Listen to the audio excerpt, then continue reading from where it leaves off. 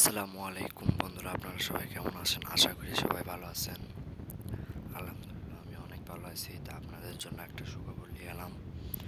আমার 500 follower done হইলে আমি একটা 3 হুইল স্কেটিং শু গিফট করব আমার সাবস্ক্রাইবারদের।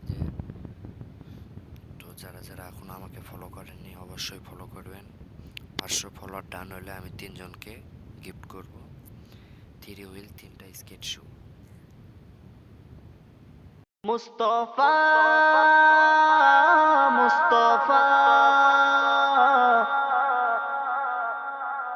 মুস্তফা